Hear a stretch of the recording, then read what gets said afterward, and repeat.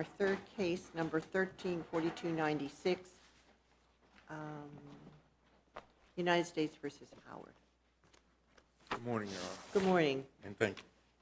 Good morning. My name's Robert Cooper, and I represent Dennis Howard. The issue before us this morning that the court asked us to brief on is whether or not the district court erred in departing under guideline 4A1.3 from an advisory guideline range of 120 months of imprisonment to a range of 360 months to life, and then sentencing Mr. Howard to life imprisonment. Your Honor, Mr. Howard was tried on 11-count indictment. 10 of the counts related to possession with intent to distribution of amounts of PCP,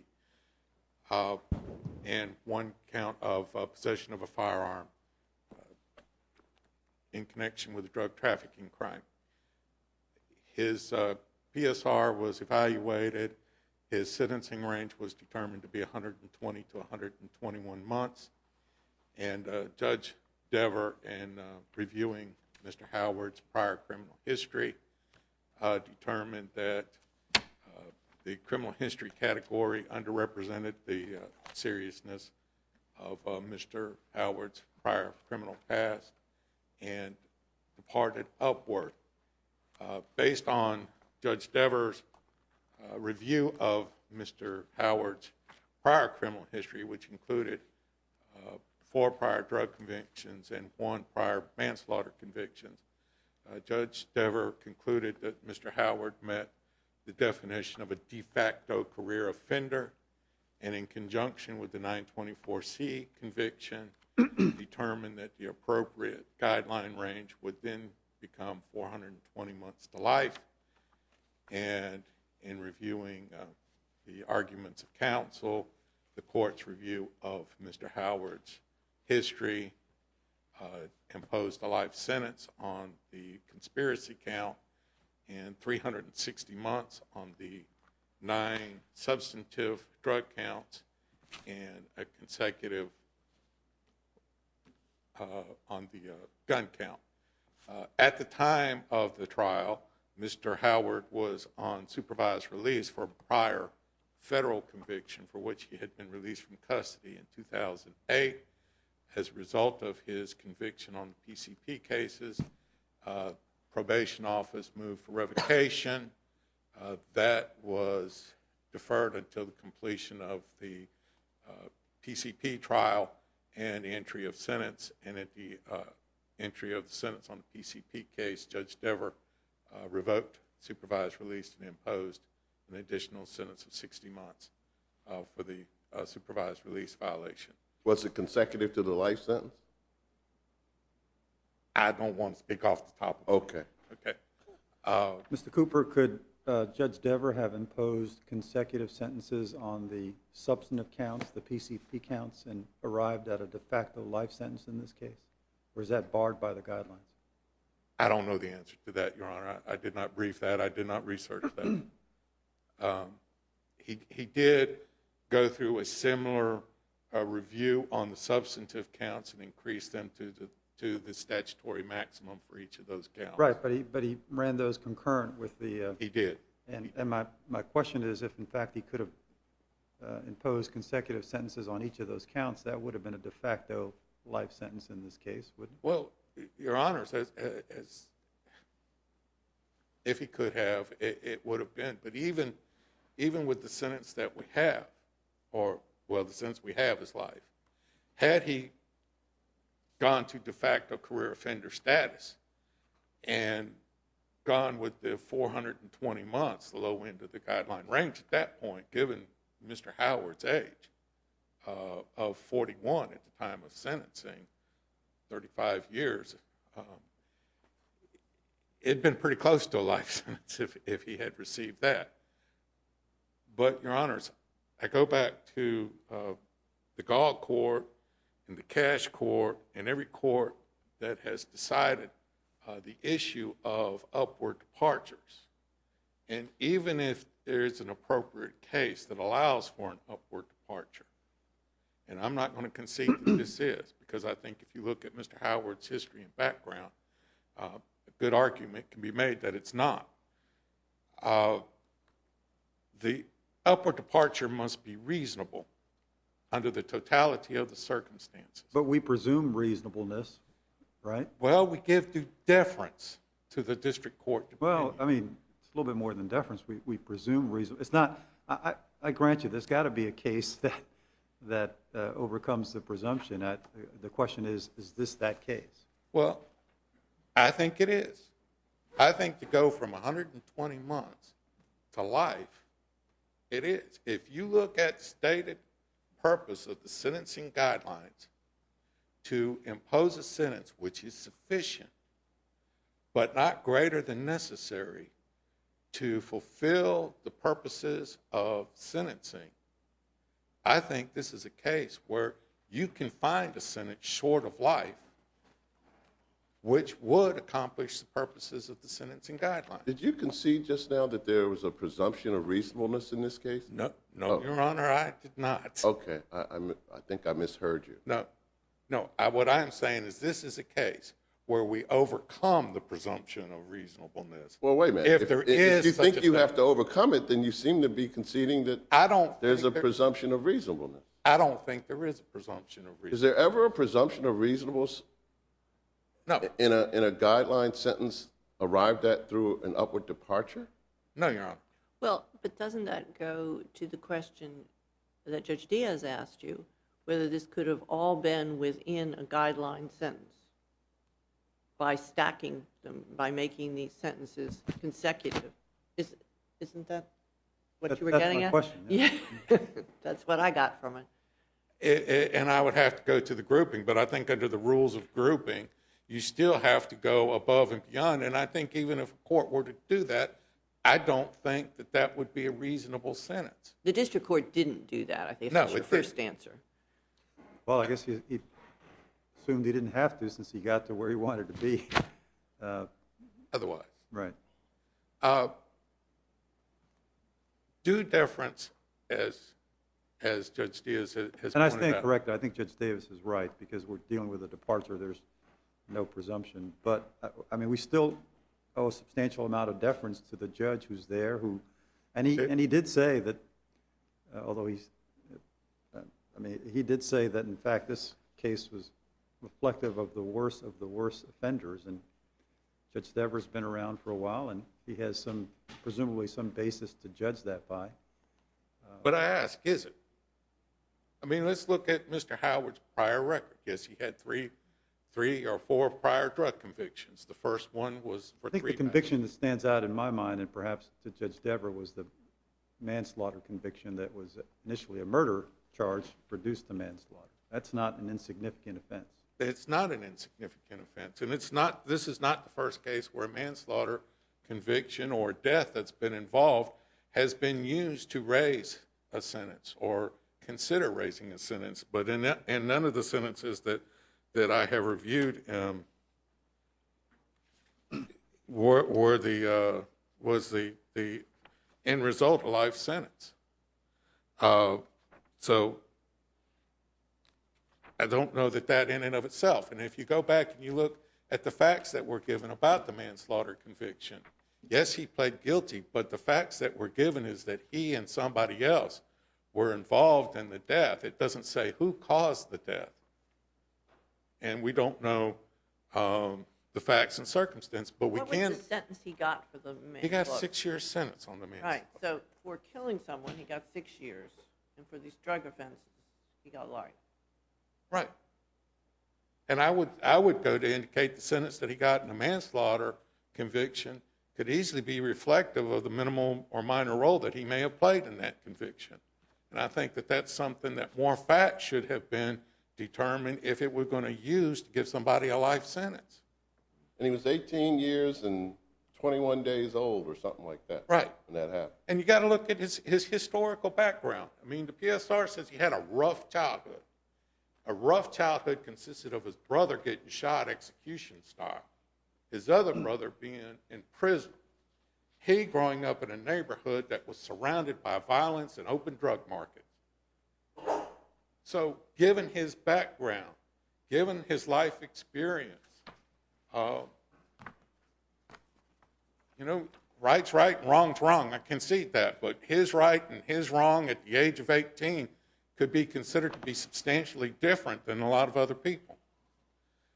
Well, My point being- what if we should buy your argument that this sentence was substantially, substantively unreasonable? Then what do we do? We send it back down to be resentenced. Uh-huh. And yes, Judge Dever can go through another analysis. Do you think it should go back to the same judge? If we brought your argument and sent it back? Given his commentary, I would ask that it not go back to the But same you haven't judge. until this moment, right?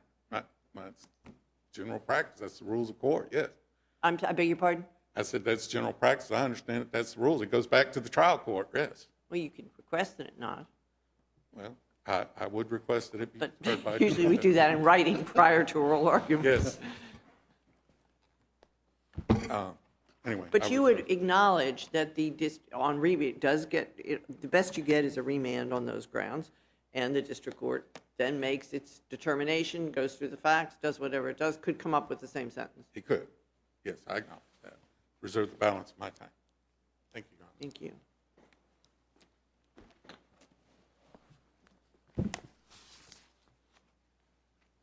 Good morning. Good morning. My name is Yvonne Watford McKinney. Excuse me, I appear on behalf of the United States. Your Honors, in this case, Judge Dever took a look at all of the evidence at the trial, and he took a serious look at the defendant's criminal history. And he made a determination that the criminal history category was inadequate. It did not represent the defendant's serious criminal history or the likelihood of recidivism in this case. And based upon that, he took another look at the career offender statute, the fact that the defendant had 10 prior convictions, 5 for felonies that were unscored, the fact that they were for serious drug offenses and the voluntary manslaughter, and he also took a look at the Myers case.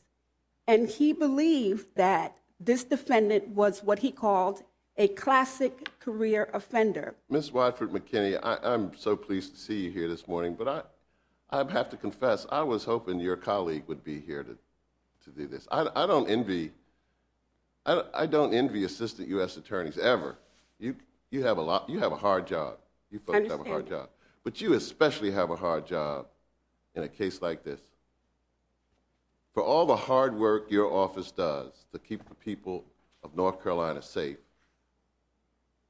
this must have hit your office like a ton of bricks. We took it very seriously, I can say that. You go in to a sentencing asking for a reasonable departure upward. And your colleague and the defense attorney walk out of the courtroom with the judge having given this guy life imprisonment. Yes, sir. I'm sure everybody was speechless, except the judge. And now you're here to try to defend that. Well, No easy task. Well, Your Honor, what I'm here to do is to suggest to the court that procedurally the judge went step by step and there was no objection and there's no problem there. Substantively, however, I do understand the court's feelings about this, and this is a very serious matter. We understand that. And I do understand what the assistant U.S. attorney who prosecuted this case asked the court for, an upward departure to 140 to 175. And then said, well, you know what, Judge, 360 would be good too. That's correct. She did say that. Okay. But, Your Honor, She didn't request life. but she did not request life, and she suggested that the defendant was a career offender, but she did not do the calculations. And once the court did the calculations and did the calculations correctly, she acknowledged that the court did correct calculations and came to a 360 to life and then 420 to life guideline range. And she did suggest to the court, or say to the court, that she agreed with the court's calculations. I don't think she had any choice but to agree with the court's calculations. I don't know. The calculation. I appreciate your emphasis on the calculation. Exactly. I appreciate your emphasis on procedural reasonableness. But of course, we're here on substantive reasonableness. That is correct. And what the court did, Your Honor, was taking into account the totality of the circumstances. The court made findings related to this defendant that it believed justified a sentence of life imprisonment. Now, I understand that the court is due deference in that regard, and I understand that this court may disagree, and likely does disagree with that sentence. Well, if we simply disagree, that's not going to be good enough. We have to find some reasoned basis for why the judge was completely out of bounds. Precisely, and I think on this record, the court... You answer the question that I asked Mr. Cooper. Would the judge in this case have been able to stack these convictions and simply impose consecutive sentences down for the counts 2 through 10? Your Honor, I don't know whether the court would have been able to stack them. What I do know is that the court did not stack them. The only You wouldn't have sentence been able to because of the guidelines? because of the guideline range. The court, So you're saying he can't do it, or you don't know? I don't know whether the court could stack those substantive counts. What I do know is that they didn't. What is the rationale? Why couldn't the court? Well, it wouldn't have made any difference. The court sentenced him to life imprisonment. Well, But but if he had sentenced him to a term of years for each of those counts, it would have effectively been a life sentence. Well, that is correct. And these are distinct offenses, so that's That what is I'm correct. asking. So that's why she's asking. So is it because of the grouping things in the guidelines that you don't think it's possible that he couldn't have done this? I think because of the grouping, yes, I think that is true. That he could not That have he done could it? not have stacked them. Under grouping, the guideline range effectively would have been the same. It would have been the He same. still would have had to have done this career offender, would have this had to go through the- fictional career offender, and then, That's correct. yeah. He would have had to go through the career offender analysis to get to where he got. Or some analysis. Some analysis, but he went very carefully through the career offender to get to the 420 to life. And again, what the court found under the 3553A sentencing factors was that it was a serious offense, that the defendant's criminal history was what this court called robust, that the defendant had gotten breaks in the past, that he had served significant time in prison, had never changed, believed he would never change, said that he was 100% a recidivist, and said that his offense was one of greed. He went through the 3553A sentencing factors, and where this court came out was that this defendant was deserving of a life sentence. If we disagree and send this case back, what's your position on whether or not it should go back in front of Judge Dever? I think it should go back to Judge Dever. And the reason I say that is because this court has sent cases back to Judge Dever before. Well, we send cases back to almost everybody. You have to be newly appointed not to get something back to you. So I don't know what that means. Well, what I mean is I can think of the Baker case, Your Honor. And in the Baker case, the judge sentenced Ms. Baker to 360 years imprisonment. And this court suggested, well, the court's decision in remanding the case was on procedural errors. But the court did note that Judge Dever imposed an alternative variant sentence, as he did in this case, and said that if he made procedural errors, he would do the same thing again under 3553A. This court noted that the court had imposed the alternative sentence and suggested that the court might want to take another look at that, because in that case, this court compared Ms. Baker's culpability with that of her co-defendants and said that the culpability level was equal, although Ms. Baker's sentence was much higher. So that's why I say this court has sent the case back to Judge Dever before. So why not compare this case to the Myers case, which ended up with a 360-month sentence, and say that this is just completely out of bounds? Well, in the Myers case, Your Honor, no firearm was involved, as it was in this case. In addition, in the Myers case, there was there was one, I think, sentence that was stale, which led to the career or de facto career offender. One conviction, you mean? One conviction that was stale. And Mr. Myers' guidelines were 360 to life. In this case, our defendant's guidelines were 420 to life.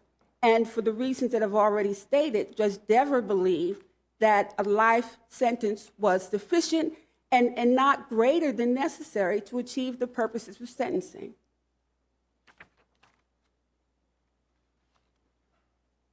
I'd be glad to answer any other questions the court might have. You don't suggest he was some kind of kingpin, right? No, Was there any property or cash or other valuable assets seized in connection with this prosecution? no, Your Honor, there were not. There were 546 grams of PCP.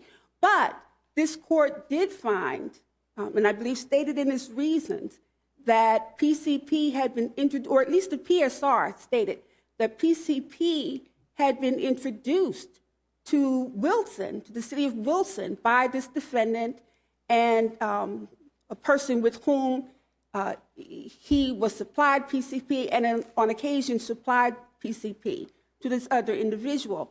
And before that... So you're saying part of the evil that he represents is that he was the entrepreneur who introduced this particular narcotic to this community. That's correct, Your Honor, to a very large degree.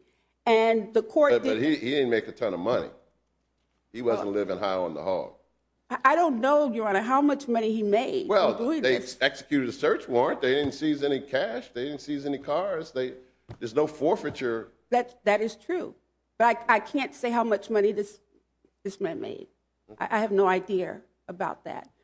But I do know that Judge Dever, in his reasons, did indicate that it was his desire that the people in Wilson who were selling drugs would take heed that if they sell drugs, as this man did, that they were subject to receiving the same kind of punishment in a federal prosecution. So the court did take his position as a PCP dealer in Wilson into account, among many other reasons that the court stated. If there are no other questions, thank you. Thank you very much.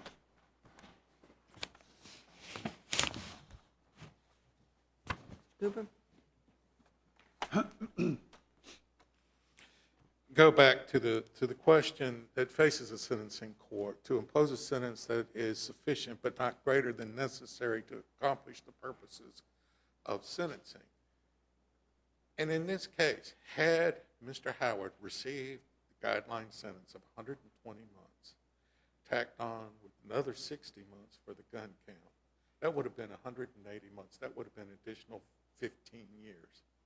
And we know that Mr. Howard learned from his stints in prison because the AUSA that prosecuted the case, Ms. Wells, noted for the court during argument that Mr. Howard had come out of prison and changed his drug of dealing from crack to PCP because the penalties were lower.